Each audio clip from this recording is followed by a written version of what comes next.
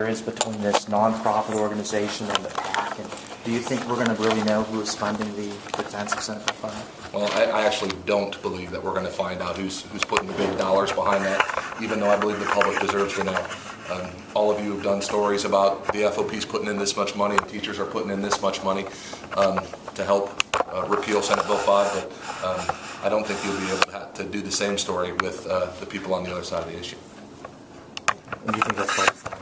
Absolutely, I think that's by design. I don't think that they're playing by the same rules that we're going to be playing by, but that's okay because I believe that the Ohioans support our position. I think the polls show they support our position. I think we're going to be outspent by a significant amount of money, but I believe that the asset that we have is that Ohioans support police officers and firefighters and teachers, and they'll prove that on November the 8th. Tell us how bad things are out in the cities. I know we've been reading it in the papers, but tell us how bad things are in local government for police officers. Well, obviously we spoke a little bit earlier that today's the first day of layoffs, 320 plus employees in the city of Cleveland, including 123 police officers, 50-some firemen.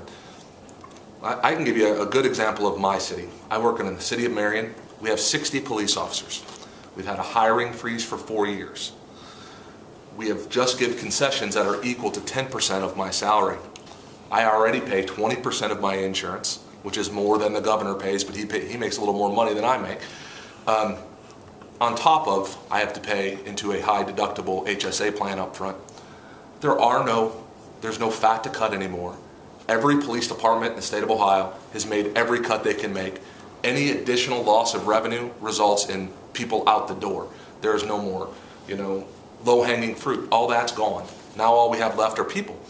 And I had a call this morning from a sheriff's deputy who's a member of ours, and he's concerned about losing 2/3 of the sheriff's office because of the lack of revenue. And now that's not all local government. Some of it's declining local revenue. Some of it's local government fund cuts. Some of it's the estate tax. Some of it's this. Some of it's that. But my members across the state have taken huge concessions already. We've done our part. We understand the economy, but your economy will not turn around if your city's not safe. Your economy will not turn around if prospective employers are afraid to set up shop in your town. And if you go ask a businessman if he's going to move his business into a town that just laid off 125 police officers. The CPPA would have been here today. Steve Lomas, he supports this effort to try to get more local government money by getting true value for the sale of the liquor assets. But he's actually in Cleveland today dealing with the layoff issue and couldn't come down here. But I agree with Jay's last comment particularly. You're not going to get jobs to come to your community if your community is not safe. And we need to address these things together. We need to find the funding to keep our communities safe. And we need to have the funding to attract jobs to Ohio.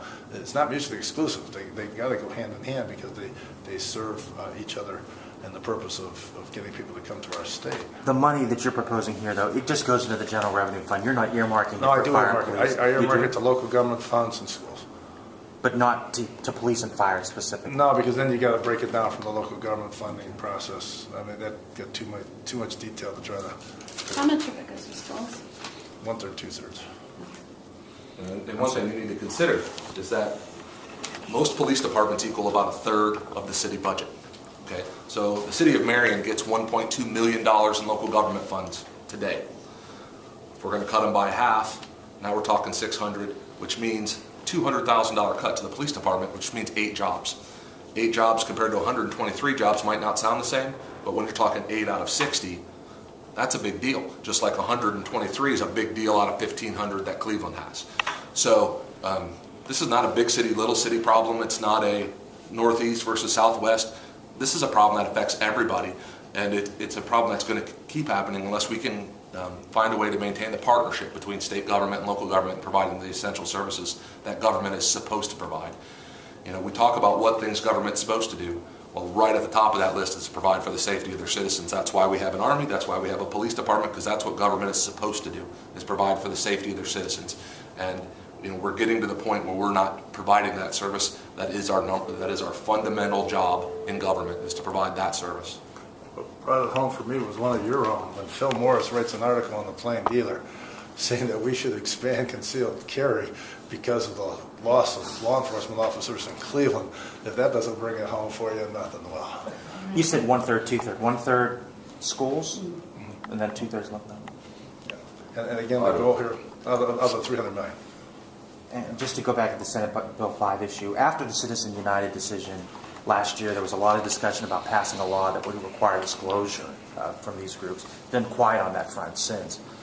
Any movement? I fully support it, but I don't think you're going to see any movement in the current legislature for obvious reasons. But I certainly think every dollar that's spent by any entity ought to be disclosed so that the voters understand who's really behind the effort. And I will tell you, when the casino issue is resolved, I hope that some reporter in this room checks and sees if any money from the consultants finds its way to the fight to keep Senate Bill 5. Why would you see a connection between the two? Well, I think there's a large bonus tied into that, and my curiosity is if any of that bonus is going to find its way back to help preserve Senate Bill 5. It just called it 11 years of intuition built up from being here. But I would hope some reporter traces that down when the day is right.